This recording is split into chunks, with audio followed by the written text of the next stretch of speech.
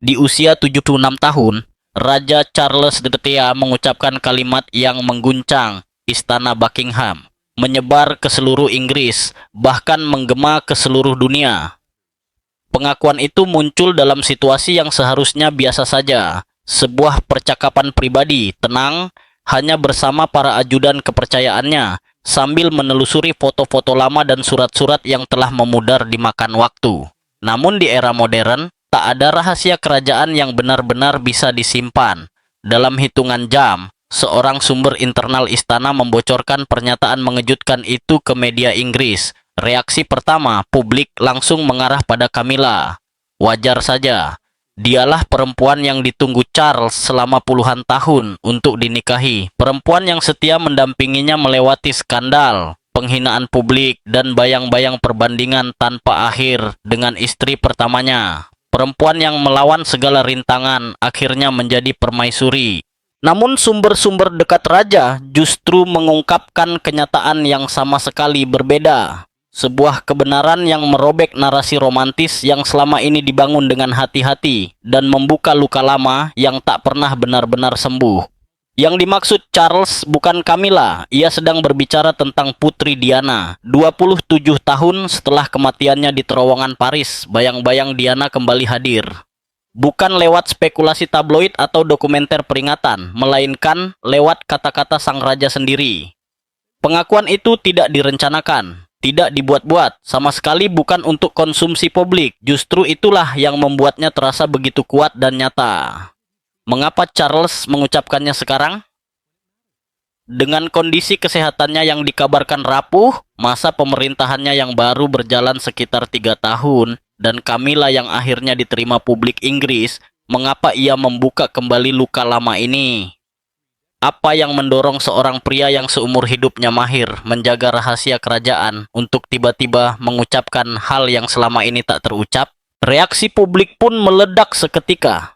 Media sosial dipenuhi kembali dengan rekaman-rekaman lama Diana, tatapan malunya di balik kerudung pernikahan, langkah kesepiannya di depan Taj Mahal, hingga wawancara BBC yang penuh keberanian. Video penghormatan meraih jutaan penayangan hanya dalam beberapa jam. Tagar Diana was right menjadi tren global. Seorang koresponden kerajaan terkemuka menulis apa yang dirasakan banyak orang. Ini mengubah segalanya. Jika Diana adalah cinta sejatinya, lalu apa arti Camilla selama ini? Sebuah kompromi, pengganti. Pertanyaan-pertanyaan itu berkembang jauh lebih cepat daripada kemampuan istana untuk mengendalikannya. Juru bicara kerajaan hanya memberikan pernyataan singkat tanpa komentar, yang justru semakin memanaskan spekulasi. Di dalam istana Kensington, sumber menyebutkan Pangeran William merasa sangat tidak nyaman dengan pengakuan ayahnya, sementara Pangeran Harry yang hidup terpisah di California tetap memilih diam. Namun, yang paling menentukan adalah respons publik. Bagi generasi yang tumbuh mengikuti setiap langkah Diana yang berduka atas kematiannya sebagai tragedi bersama, kata-kata Charles terasa seperti pembenaran. Mereka tidak salah mempercayai dongeng itu, setidaknya dari satu sisi. Diana mencintainya dengan sepenuh hati. Dan kini, seolah-olah Charles akhirnya mengakui bahwa di balik kewajiban dan protokol, ia pun mencintainya. Namun pengakuan itu juga membangkitkan kembali amarah lama. Jika Charles benar-benar mencintai Diana, mengapa ia memperlakukannya dengan begitu kejam? Mengapa perselingkuhan? Mengapa pengabaian emosional? Mengapa ia tak memilih Diana sepenuhnya saat itu paling dibutuhkan? Tiba-tiba, 27 tahun setelah kematiannya, Putri Diana kembali menjadi pusat monarki Inggris, menguasai tajuk utama dan memaksa publik menghadapi pertanyaan sulit tentang cinta, kewajiban, dan harga kejam dari hidup demi institusi, bukan demi diri sendiri. Namun untuk memahami bagaimana kita sampai pada titik ini, bagaimana seorang raja berusia 76 tahun masih dihantui oleh perempuan yang diceraikannya 3 dekade lalu, kita harus menoleh ke masa lalu, sebelum pernikahan, sebelum dongeng, bahkan sebelum Diana. Kita harus kembali pada patah hati pertama Charles. Sebelum Diana, sebelum Camilla, ada Lady Amanda Knatchbull, perempuan yang mungkin bisa mengubah segalanya. Charles bertemu Amanda pada awal 1970-an saat ia berusia 20-an di bawah pengawasan dan dukungan Lord Mountbatten, paman buyut sekaligus mentor paling berpengaruh dalam hidupnya.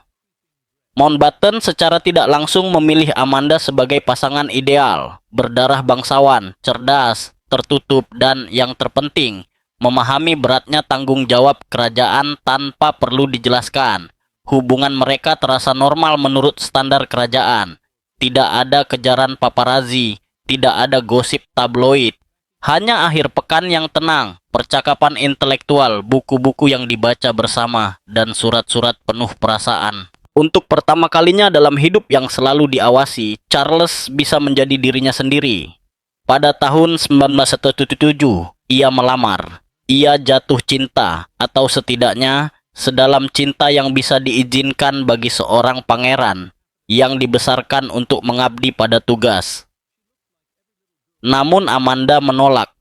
Penolakan itu bukan karena Charles sebagai pribadi, melainkan karena institusi. Amanda telah melihat dari dekat bagaimana mesin kerajaan bekerja, bagaimana ia melahap privasi dan jati diri. Ia melihat sangkar emas apa adanya, dan memilih kebebasan daripada mahkota. Hidup akan sangat sulit dan membatasi, ujarnya kemudian. Bagi Charles, penolakan ini meninggalkan luka mendalam. Untuk pertama kalinya, seseorang menolaknya bukan karena kekurangan dirinya, melainkan karena beratnya kehidupan kerajaan. Pesannya jelas, mahkota bukan hadiah, melainkan beban, dan ada orang-orang yang cukup bijak untuk menjauh darinya. Patah hati inilah yang kemudian membentuk cara pandang Charles terhadap pernikahan. Sejak saat itu, perasaan ditempatkan di belakang ekspektasi. Ia akan mencari pasangan yang pantas, yang mau menerima sangkar emas, yang memenuhi semua syarat institusional. Cinta perlahan menjadi urusan kedua. Masuklah Diana Spencer, muda, polos, dan dengan cara yang tragis bersedia menjalani peran yang sebelumnya ditolak oleh Amanda. Namun sebelum membahas Diana, kita perlu memahami batasan yang membelenggu hidup Charles. Ia bukan pria berhati dingin, ia adalah pria yang terikat. Beban perencanaan suksesi, tuntutan keluarga, serta kewajiban menjaga citra monarki membayangi setiap keputusannya. Keluarganya mengharapkan, bahkan menuntut, agar ia menikahi seorang perempuan perawan dengan latar belakang bangsawan yang tak tercela. Pers membutuhkan tontonan dan romansa. Institusi membutuhkan simbol, bukan belahan jiwa. Amanda Knatchbull adalah pelajaran pertama Charles tentang kehilangan. Namun itu hanyalah awal dari hidup yang dipenuhi jalan-jalan yang tak pernah ia tempuh dan perasaan yang tak pernah terselesaikan. Lalu, pada sebuah akhir pekan di pedesaan tahun 1977, secara kebetulan Charles bertemu seorang gadis berusia 16 tahun bernama Diana. Saat itu ia hanyalah figuran, adik perempuan dari kekasih Charles kala itu, Sarah Spencer. Diana nyaris tak diperhatikan, lebih dari sekadar remaja manis yang canggung. Namun takdir punya cara sendiri untuk berputar kembali, dan ketika itu terjadi, gadis remaja tersebut akan menjadi perempuan paling banyak difoto di dunia, dan bayangan yang menghantui Charles sepanjang hidupnya. Pertemuan yang mengubah segalanya bermula ketika Charles menjalin hubungan dengan Lady Sarah Spencer pada akhir 1970-an. Hubungan itu tampak menjanjikan hingga Sarah melakukan kesalahan fatal, berbicara terlalu terbuka kepada pers tentang hubungan kerajaannya. Hubungan itu pun cepat meredup, namun dalam sebuah akhir pekan di rumah keluarga Spencer, Charles kembali bertemu adik Sarah. Diana saat itu baru 16 tahun, bermata cerah, bertubuh jangkung, dan sangat pemalu. Ia sama sekali tidak terlihat sebagai calon pasangan romantis. Namun, beberapa tahun kemudian, setelah pembunuhan Lord Mountbatten pada 1979 yang membuat Charles tenggelam dalam duka dan kerentanan, ia kembali bertemu Diana. Kini berusia 18 tahun, Diana menawarkan sesuatu yang sangat ia butuhkan, simpati yang tulus, kehangatan dan kekaguman yang polos. Bagi seorang pria yang mendekati usia 30 dan berada di bawah tekanan besar untuk menikah, Diana tampak seperti awal yang baru. Ia memandang Charles dengan kekaguman yang sudah lama tak ia rasakan. Lebih penting lagi, Diana memenuhi semua kriteria dalam daftar istana: darah bangsawan, muda, perawan, fotogenik, dan tampak mudah diarahkan. Mesin istana pun bergerak cepat. Diana sempurna, atau setidaknya bisa dibentuk menjadi sempurna. Ia adalah tanah liat lunak di tangan institusi yang sangat membutuhkan dongeng untuk mengembalikan kepercayaan publik pada monarki. Namun, apakah itu cinta? Apakah Charles benar-benar jatuh cinta pada Diana? Ataukah ia sekadar melihat pasangan yang praktis dibungkus dengan bahasa romansa? Jika dilihat kembali, masa pendekatan mereka sangat singkat. Hanya 13 kali pertemuan sebelum lamaran. 13, bayangkan itu. 13 percakapan untuk memutuskan sebuah ikatan seumur hidup di bawah sorotan global yang luar biasa. Charles telah mencapai usia di mana pewaris tak lagi memilih, melainkan menyesuaikan diri. Ia harus menikah. Diana harus dipilih. Itu adalah kecocokan yang lahir dari kebutuhan institusional, bukan dari kedalaman emosional. Meski demikian, ada momen-momen koneksi yang tulus. Diana membuatnya tertawa. Dalam ruang privat, ia bersikap spontan dan mampu menembus dinding formalitas Charles. Dan Charles, pada bagiannya, benar-benar percaya bahwa ia bisa membuat pernikahan itu berhasil. Ia yakin bahwa seiring waktu, rasa sayang akan tumbuh menjadi cinta. Ia keliru. Mereka berdua keliru. Pertunangan diumumkan pada Februari 1941. Dunia bersukacita. Namun di balik pintu istana, keraguan mulai menyusup perlahan seperti kabut pagi. Lalu datang wawancara yang seharusnya menghentikan segalanya.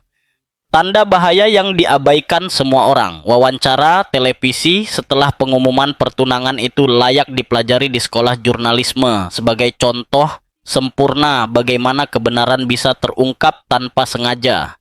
Seorang reporter bertanya, apakah pasangan tersebut saling mencintai? Diana, berseri-seri dan penuh harap, langsung menjawab, tentu saja. Charles terdiam. Heningnya berlangsung sedikit terlalu lama. Lalu ia menambahkan, apapun arti cinta itu. Ruangan terasa membeku. Senyum Diana goyah. Wartawan segera beralih ke pertanyaan lain. Namun kerusakan telah terjadi. 5 kata itu, apapun arti cinta itu, bergema di seluruh Inggris. Ada yang menganggapnya sekadar gaya intelektual Charles. Namun banyak pula yang merasakan firasat buruk. Saat menonton ulang wawancara itu, Diana sangat terpukul. Bahkan di hari-hari awal pertunangan, ia sudah menyadari ada sesuatu yang sangat mendasar namun hilang. Nalurinya benar. Menjelang hari pernikahan, tanda-tanda peringatan semakin jelas. Diana menemukan sebuah gelang yang dipesan Charles untuk Camilla, terukir dengan inisial F dan G. Fred dan Gladys, nama panggilan pribadi mereka. Diana mengonfrontasi Charles.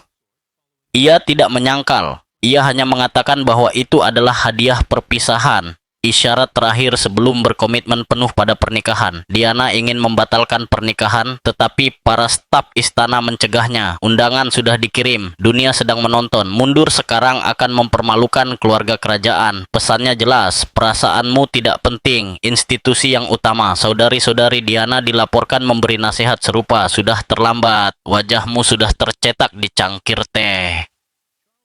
Maka, pada 29 Juli 1981, Diana Spencer berjalan menuju altar di Katedral St. Paul dengan mengetahui di dalam hatinya bahwa pria yang menunggunya tidak benar-benar mencintainya. Ia tersenyum, ia melambaikan tangan, ia menjadi ikon dunia, namun hatinya sudah hancur. Pernikahan itu bukan awal kisah cinta.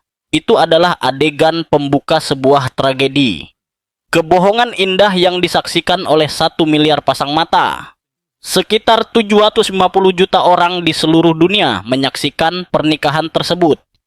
Dari Tokyo hingga Toronto, dari Sydney hingga Sao Paulo. Dunia berhenti sejenak untuk menyaksikan apa yang disebut media sebagai pernikahan abad ini.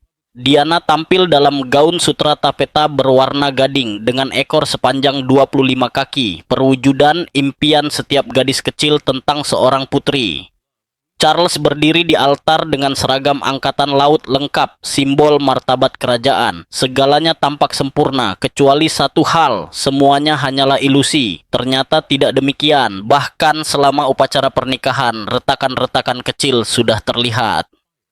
Diana yang gugup dan kewalahan keliru menyebut nama lengkap Charles. Ia memanggilnya Philip Charles alih-alih Charles Philip. Charles sendiri lupa mencium pengantinnya di altar, sebuah pelanggaran tradisi yang akhirnya harus diingatkan secara canggung. Saat itu, semua dianggap sebagai kesalahan manis akibat gugup. Detail kecil yang membuat pasangan tersebut tampak lebih manusiawi. Namun jika dilihat kembali, momen-momen itu bersifat simbolis. Bahkan di babak pertama dongeng itu, kenyataan terus menyusup masuk. Resepsi pernikahan berlangsung megah. Bulan madu dijalani di atas kapal pesiar kerajaan Britania, lalu dilanjutkan ke Kastel Balmoral di Skotlandia. Dari luar, semuanya tampak sempurna. Namun menurut pengakuan Diana di kemudian hari, Charles membawa foto-foto Camilla ke bulan madu mereka. Ia juga mengenakan manset dengan ukiran 2 huruf C yang saling bertaut, hadiah dari Camilla. Ketika Diana mempertanyakannya, Charles dilaporkan berkata, "Jangan konyol, dia hanya seorang teman." Diana tahu itu tidak benar, dan sejak saat itu, rasa sepi yang akan mendefinisikan pernikahannya pun dimulai. Pernikahan itu bukan perayaan cinta. Ia adalah tontonan publik yang disusun oleh sebuah institusi berusia ribuan tahun yang berjuang mempertahankan relevansinya di era modern. 2 orang yang nyaris saling asing berdiri di hadapan 1 miliar pasang mata dan berjanji untuk selamanya. Namun di balik dinding istana Buckingham, mereka justru akan memasuki kehidupan yang dipenuhi harapan tak sejalan, pengawasan yang menekan, dan keintiman yang perlahan runtuh. Pernikahan itu bukanlah awal, ia sudah berada di ambang akhir. Upacara pernikahan hanyalah pandangan pertama dunia terhadap sebuah tragedi yang sedang berjalan. Untuk sesaat, kelahiran anak-anak mereka tampak seperti secercah harapan. Mungkin, pikir banyak orang, menjadi orang tua akan menyatukan mereka. Mungkin, tanggung jawab bersama sebagai orang tua pewaris takhta akan menciptakan ikatan yang lebih kuat. Namun itu tidak terjadi. Justru sebaliknya, kehadiran William dan Harry memperjelas jurang di antara mereka. Pada Juni 1982, Diana melahirkan Pangeran William. Seluruh negeri bersukacita. Pewaris takhta telah lahir, garis suksesi pun aman. 2 tahun kemudian Pangeran Harry lahir, yang oleh tradisi kerajaan secara kejam dijuluki cadangan. Bagi Inggris dan persemakmuran, ini adalah kemenangan. Dongeng itu telah menghasilkan para pangeran, namun di dalam pernikahan, peran sebagai orang tua membawa sekaligus tujuan dan luka yang mendalam. Diana mencurahkan dirinya pada peran sebagai ibu dengan intensitas yang nyaris revolusioner. Ia terlibat langsung dengan cara yang belum pernah dilakukan ibu kerajaan sebelumnya. Membawa William dalam tur resmi, mengganti popok sendiri, duduk di lantai untuk bermain dengan anak-anaknya. Ia ingin putra-putranya merasakan masa kecil yang senormal mungkin, sejauh yang memungkinkan oleh keadaan mereka lah. Charles, yang dibesarkan dalam pola asuh kerajaan yang dingin dan formal, tampak jauh jika dibandingkan. Ia mencintai anak-anaknya, tetapi menunjukkannya dengan cara berbeda, melalui kewajiban, pendidikan, dan persiapan peran mereka di masa depan. Ia tidak dingin, tetapi juga tidak hangat seperti Diana. Menurut berbagai biografi, Charles terlihat kecewa saat Harry lahir. Ia berharap anak perempuan. Diana kemudian mengenang reaksinya dengan pahit. "Oh, laki-laki." Lalu ia pergi. Tidak ada sukacita, tidak ada perayaan, hanya kekecewaan. Ini bukan soal jenis kelamin, melainkan soal jarak emosional. Saat Harry lahir, Charles secara batin sudah meninggalkan pernikahan itu. Perhatiannya, kasih sayangnya, dan pikirannya berada di tempat lain bersama Camilla.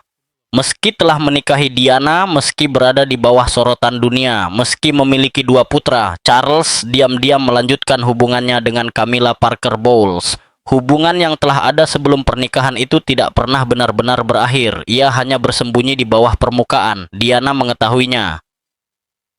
Teman-temannya mengatakan ia hancur meski tidak terkejut. Aku merasa tak lebih dari seekor induk, ungkapnya kepada seorang sahabat dekat. Tugasku hanya melahirkan pewaris. Setelah itu, aku menjadi tidak penting. Pengabaian emosional yang dialami Diana selama dan setelah kehamilannya sangat mendalam. Ia sedang menjalankan tugas kerajaan paling penting, menjamin kelangsungan takhta, namun belum pernah merasa sesepian itu. Saat Charles kembali menjauh ke arah Camilla, kesepian Diana berubah menjadi sesuatu yang lain, perlawanan. Ia bukan lagi remaja pemalu yang dimanipulasi ke dalam pernikahan tanpa cinta. Ia adalah Putri Wales yang dicintai jutaan orang dan ia tidak lagi mau diam.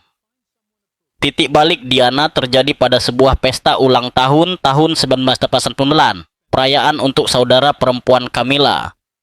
Diana sebenarnya tidak diundang, tetapi ia datang. Dan dengan keberanian yang luar biasa, ia langsung menghampiri Camilla Parker Bowles. Menurut banyak saksi, Diana berkata dengan tenang namun tegas, "Aku tahu apa yang terjadi antara kamu dan Charles. Aku hanya ingin kamu tahu itu." Camilla, yang benar-benar terkejut, menjawab, "Kamu sudah memiliki segalanya. Apalagi yang kamu inginkan?" Jawaban Diana kemudian menjadi legendaris. "Aku ingin suamiku."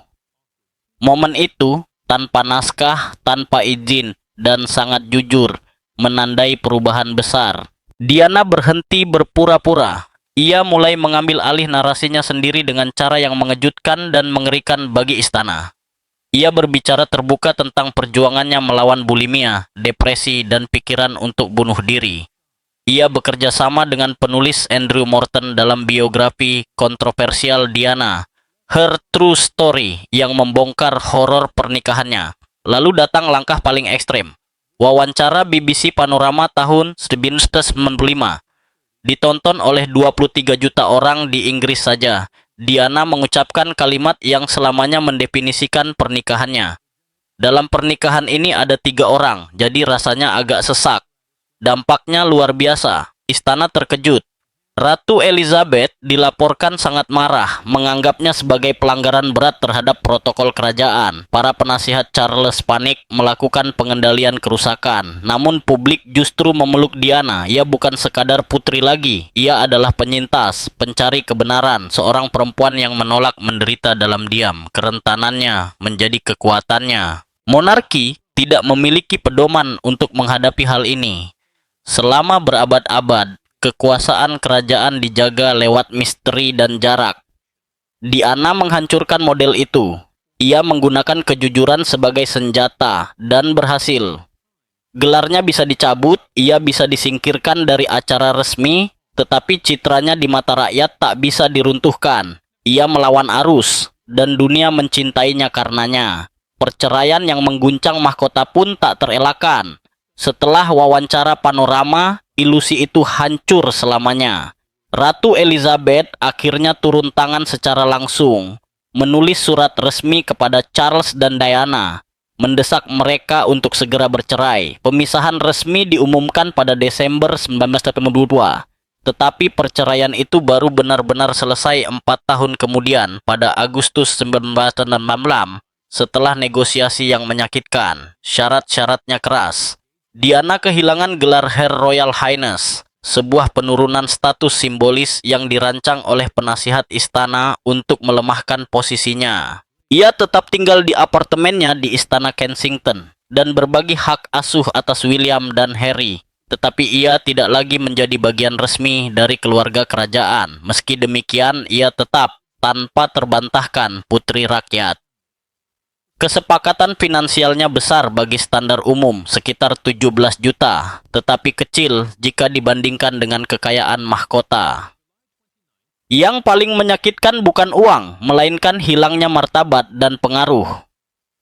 Diana ingin tetap berperan di kehidupan publik, mungkin mewakili monarki dalam misi kemanusiaan. Sebaliknya, ia menerima pengucilan dan keheningan. Sementara itu, Charles perlahan dan penuh perhitungan mulai memulihkan citra Camilla dan memasukkannya ke dalam kehidupan publiknya.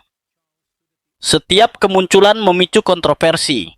Setiap foto dianalisis, namun Charles sabar. Ia telah menunggu Camilla selama puluhan tahun. Ia bisa menunggu lebih lama lagi. Diana pun memulai babak baru. Sebuah kehidupan yang ditandai oleh kemandirian. Tidak lagi terikat oleh protokol kerajaan, ia akhirnya bebas. Ia pun mencurahkan dirinya pada kerja-kerja kemanusiaan dengan semangat yang baru. Kampanye ranjau darat di Angola, aktivisme AIDS, kunjungan ke wilayah perang. Semuanya dijalani Diana dengan dedikasi penuh. Ia sedang membangun warisan di luar tembok istana. Institusi ingin namanya perlahan dilupakan. Rakyat menolak membiarkan itu terjadi. Musim panas terakhir Diana, cinta, kebebasan, dan tragedi. Setelah perceraian, Diana menemukan kebersamaan dengan Dr. Hasnat Khan, seorang ahli bedah jantung Inggris keturunan Pakistan yang ia sebut sebagai Mr. Wonderful-nya. Selama 2 tahun, mereka menjalani hubungan rahasia. Diana dilaporkan sangat mencintainya, bahkan sempat mempertimbangkan untuk memeluk Islam dan pindah ke Pakistan demi bersamanya. Namun tekanan yang tak henti, sorotan media yang brutal, kekhawatiran keamanan, serta perbedaan budaya akhirnya tak tertahankan. Ketika hubungan itu berakhir, hati Diana kembali remuk. Lalu hadir Dodi Fayed, putra miliarder Mohammed Al Fayed. Menawan, mewah, dan bebas. Dodi membawa Diana ke romansa musim panas di Mediterania. Mereka berlayar dengan kapal pesiar mewah, makan di restoran eksklusif, dan tersenyum di bawah matahari sementara paparazzi mengejar mereka dari satu pelabuhan ke pelabuhan lain. Dunia terobsesi. Tabloid meneriakan rumor pertunangan, kehamilan, hingga balas dendam terhadap keluarga kerajaan. Setiap foto bernilai ribuan. Setiap momen dikapitalisasi. Diana memang telah meninggalkan istana, tetapi harga ketenaran belum pernah semahal ini. Bahkan, perhatian publik kian menggila. Ia diburu setiap hari tanpa henti. Lalu tibalah Paris. 31 Agustus 1987. Dikejar gerombolan fotografer, Diana dan Dodi memasuki terowongan Pont de l'Alma. Di kursi belakang sebuah Mercedes yang melaju terlalu kencang. Dikemudikan seorang pria dengan kadar alkohol berlebihan. Beberapa saat kemudian, mobil itu menabrak pilar beton dengan kecepatan mematikan. Dodi tewas seketika. Diana mengalami luka kritis dan dinyatakan meninggal pada pukul 04.00 pagi. Putri Wales telah tiada, perempuan paling dicintai di dunia pergi, dan dunia seakan berhenti. Keheningan istana dan kemarahan publik. Pada hari-hari awal setelah kematian Diana, keluarga kerajaan berada di Kastel Balmoral, Skotlandia. Selama beberapa hari, tak ada pernyataan publik, tak ada bendera setengah tiang di istana Buckingham, tak ada pengakuan atas duka yang melanda negeri.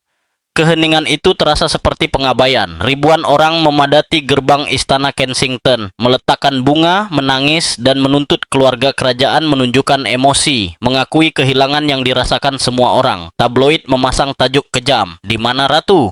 Tunjukkan bahwa kalian peduli. Bicaralah pada kami." Perdana Menteri Tony Blair membaca kemarahan yang membuncah, menyampaikan pidato yang merangkum perasaan nasional. Ia menyebut Diana sebagai putri rakyat, sebuah pesan jelas kepada mahkota. Diana bukan lagi milik mereka, ia milik semua orang. Akhirnya, di bawah tekanan besar, keluarga kerajaan kembali ke London. Ratu Elizabeth menyampaikan pidato televisi yang langka, mengakui gelombang kesedihan yang luar biasa atas wafatnya Diana di Inggris dan seluruh dunia. Charles bersikeras terbang ke Paris untuk mengiringi jenazah Diana pulang. Keputusan yang bertentangan dengan saran kerajaan, namun mencerminkan duka yang nyata. Di pemakaman, Charles membuat pilihan lain yang halus namun bermakna. Ia mengenakan setelan biru laut, bukan hitam formal tradisional. Diana pernah mengatakan ia menyukai penampilan Charles dengan warna biru laut. Entah itu bentuk pembangkangan atau penyesalan, Gestur sunyi itu tak luput dari perhatian. Upacara pemakaman disaksikan sekitar 2,5 miliar orang di seluruh dunia. Elton John membawakan Candle in the Wind versi baru yang didedikasikan untuk Diana. Sang kakak, Earl Spencer, menyampaikan pidato perpisahan yang tajam, nyaris tak menyembunyikan kemarahannya atas perlakuan keluarga kerajaan terhadap adiknya. Charles berdiri kaku sepanjang upacara, namun orang dalam mengatakan ia hancur, bukan hanya karena kehilangan, tetapi juga karena rasa bersalah. Sebab, dengan kehilangan Diana, ia kehilangan lebih dari sekadar mantan istri. Ia kehilangan perempuan yang mungkin mencintainya tanpa syarat, seandainya ia mengizinkannya. Jalan panjang menuju penerimaan, kemunculan Camilla. Bertahun-tahun setelah kematian Diana, Camilla Parker Bowles tetap menjadi sosok yang tak diterima. Ia disalahkan, dicerca, dan disembunyikan dari pandangan publik. Tim humas istana memperlakukannya sebagai beban, bukan calon ratu. Namun Charles tak pernah goyah. Ia mencintai Camilla selalu dan bertekad mengembalikannya ke kehidupan kerajaan, berapapun lamanya. Rehabilitasi citra itu berlangsung perlahan dan terukur. Pada 1999, Charles dan Camilla difoto bersama saat meninggalkan Ritz, peluncuran lunak yang dirancang dengan cermat. Tahun-tahun berikutnya, Camilla mulai hadir di acara amal, pertemuan keluarga, hingga akhirnya upacara kerajaan. Ratu Elizabeth bersikap dingin selama bertahun-tahun, bahkan menolak bertemu Camilla di depan publik. Namun pada 2005, setelah dekade skandal, Charles dan Camilla akhirnya menikah dalam upacara sipil kecil di balai kota Windsor. Ratu tidak menghadiri pernikahan itu, tetapi ia menjadi tuan rumah resepsi setelahnya. Sebuah sinyal bahwa perang telah usai. Camilla boleh tinggal. Namun Camilla tak pernah menyandang gelar Putri Wales. Gelar itu, secara spiritual dan emosional, akan selalu menjadi milik Diana. Sebagai gantinya, Camilla menjadi Duchess of Cornwall, peran yang lebih sunyi dan menjauhkannya dari perbandingan langsung. Bahkan, setelah dinobatkan sebagai permaisuri raja usai wafatnya Ratu Elizabeth pada 2022, Camilla tetap menjaga profil rendah. Ia memilih tinggal terpisah, menyukai kesunyian ketimbang sorotan, dan tak pernah mengejar mahkota. Ia hanya menginginkan Charles, dan setelah semua tahun, semua luka, ia memilikinya. Namun ketika Charles memasuki usia 70-an dan naik takhta, ada sesuatu yang berubah. Pidato-pidatonya menjadi lebih reflektif. Sikapnya melunak, ia lebih sering berbicara tentang masa lalu, tentang peluang yang terlewat dan luka yang tak pernah benar-benar sembuh. Hingga akhirnya muncullah pengakuan itu. Pengakuan yang mengubah segalanya. Terjadi pada sebuah sore yang seharusnya biasa saja. Minum teh di salah satu kediaman pribadi Charles, dikelilingi para ajudan terpercaya. Mereka tengah menelusuri foto-foto lama, memilah kenang-kenangan untuk arsip kerajaan. Charles mengambil sebuah foto Diana dari tahun-tahun awal pernikahan mereka. Diana tertawa, kepalanya terangkat, kebahagiaan yang tulus terpancar. Menurut ajudan yang kemudian membocorkan kisah ini, Charles menatap foto itu lama. Lalu, seolah berbicara pada dirinya sendiri, ia berkata pelan, "Dia adalah cinta dalam hidupku." Ruangan seketika hening. Tak seorang pun tahu harus merespons bagaimana. Charles tidak menjelaskan lebih lanjut. Ia hanya mengembalikan foto itu ke dalam kotak dan melanjutkan. Namun kalimat itu, 7 kata, tak bisa dibendung. Dalam hitungan hari, kisah itu bocor ke pers Inggris. Dalam hitungan jam, ia menjadi berita global. Implikasinya mengguncang. Jika Diana adalah cinta dalam hidupnya, lalu apa arti Camilla? Sebuah kompromi? Teman hidup yang nyaman? Istana menolak memberikan komentar, dan sikap bungkam itu justru menyulut spekulasi lebih jauh. Orang-orang terdekat Camilla melaporkan bahwa ia terkejut. Namun tidak sepenuhnya heran, seorang mantan staf pernah berkata bahwa Camilla selalu tahu Diana menyimpan bagian dari hati Charles yang tak pernah bisa ia jangkau, tetapi mendengar Charles mengatakannya secara terbuka adalah hal yang sama sekali berbeda. Pengakuan itu bukan tentang menghidupkan kembali masa lalu. Diana telah tiada selama 27 tahun. Ini tentang penyesalan, tentang mengakui bahwa bahkan seorang raja pun hidup dengan kata seandainya, tentang menyadari bahwa kewajiban dan keinginan tidak selalu berjalan seiring. Orang-orang dekat Charles mengatakan bahwa ia terus dihantui oleh bagaimana semua ini terjadi. Ya, ia mencintai Camilla dengan dalam, namun Diana mewakili sesuatu yang lain, sebuah jalan yang tak pernah ditempuh. Sebuah kemungkinan yang hilang, sebuah tragedi yang mungkin bisa dicegah jika ia lebih berani, lebih bebas, atau sekadar berbeda. Apakah sejak awal selalu Diana? Saat dunia mencerna pengakuan Charles, satu pertanyaan mendominasi setiap percakapan, setiap tulisan opini, setiap perdebatan di media sosial. Apakah sejak awal itu selalu Diana? Mungkinkah seseorang mencintai dua orang sekaligus? Bisakah Camilla menjadi pendamping hidupnya, sementara Diana tetap menjadi isi hatinya? Ataukah satu cinta selalu mengalahkan yang lain? Sebagian komentator kerajaan menilai pengakuan Charles sebagai kesalahan fatal.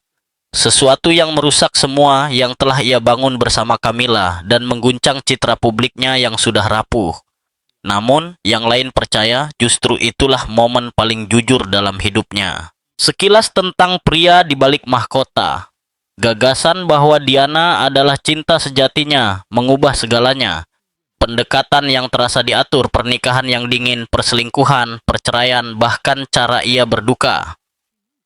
Selama bertahun-tahun, Charles digambarkan sebagai tokoh antagonis, suami tak setia yang menghancurkan dongeng. Namun mungkin kisahnya lebih rumit. Seorang pria yang terjebak di antara dua perempuan, dua dunia, dua jenis cinta. Camilla memberinya kenyamanan, stabilitas, pengertian, dan kesetiaan. Ia mengenal Charles sebelum dunia mengenalnya. Ia menerimanya tanpa ilusi. Cinta mereka tenang, tertutup, dan bertahan lama. Tetapi Diana adalah kilat, api, masa muda, dan kemungkinan. Perempuan yang mungkin telah melengkapinya jika keadaan berbeda. Jika kewajiban tidak menghalangi. Jika ia cukup kuat untuk memilihnya sepenuhnya. Bagi Charles, mungkin cinta yang paling membara, yang bersinar paling terang dan berakhir tragis adalah cinta yang meninggalkan bekas terdalam. Beban mahkota berpadu dengan suara hati. Pada akhirnya, ini bukan kisah yang bisa dihakimi dari luar. Bukan tugas para komentator atau sejarawan untuk menentukan cinta mana yang paling nyata atau siapa yang paling pantas bagi Charles. Ini adalah kisah William dan Harry yang kehilangan ibu mereka dan kini harus berdamai dengan pengakuan ayah mereka di tengah kenangan dan duka sendiri. Ini juga kisah publik yang menyaksikan drama ini selama lebih dari 5 dekade, yang terikat secara emosional pada penderitaan Diana, kesabaran Camilla, dan pilihan-pilihan Charles yang menyiksa. Dan yang paling penting, ini adalah kisah Charles sendiri.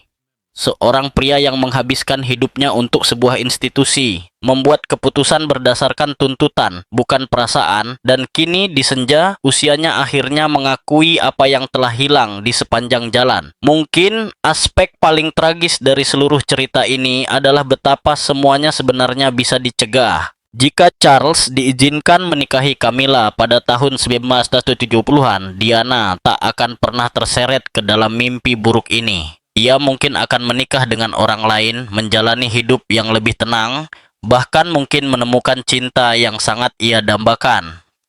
Namun, monarki menuntut pertunjukan. Mereka membutuhkan pengantin perawan, pernikahan dongeng, seorang pewaris, dan seorang cadangan. Mereka membutuhkan simbol, bukan ketulusan. Dan demikianlah 3 kehidupan hancur di altar kewajiban. Charles mendapatkan mahkotanya, namun dibayangi arwah yang tak bisa ia hindari. Camilla mendapatkan rajanya, tetapi akan selamanya hidup dalam bayang-bayang Diana. Dan Diana membayar harga tertinggi. Ia meninggal pada usia 36 tahun, mencoba melarikan diri dari kamera, mencari cinta dan kebebasan yang tak pernah ia temukan. Cinta yang menghantui sebuah kerajaan. Raja Charles III memerintah Britania Raya, tetapi masa pemerintahannya akan selalu membawa gema seorang perempuan yang dimakamkan di bawah lautan bunga di sebuah pulau kecil di kawasan Althorp. Seorang perempuan yang dicintai jutaan orang, seorang perempuan yang tak bisa ia selamatkan, seorang perempuan yang akhirnya dengan terlambat ia akui, dia adalah cinta dalam hidupku. 7 kata, datang puluhan tahun terlambat, namun akhirnya terucap. Apakah pengakuan ini akan membawa kedamaian bagi Charles, atau justru membuka luka lama, masih harus dilihat. Apakah ini menghormati warisan Diana, atau justru semakin mempersulitnya, terserah pada masing-masing dari kita. Namun satu hal pasti, warisan Putri Diana tetap hidup. Bukan hanya melalui kerja kemanusiaan yang ia pelopori, bukan hanya melalui putra-putranya yang mewarisi empati dan keasliannya, tetapi juga di dalam hati pria yang pernah mengenakan mahkota kewajiban sambil memimpikan kehidupan yang berbeda. Dongeng itu telah lama berakhir, namun kebenaran masih terus terungkap dan mungkin setelah semua tahun ini, itulah yang paling pantas diterima Diana, bukan kesempurnaan, melainkan kejujuran, bukan mahkota, melainkan kebenaran. Akhirnya, ia memilikinya.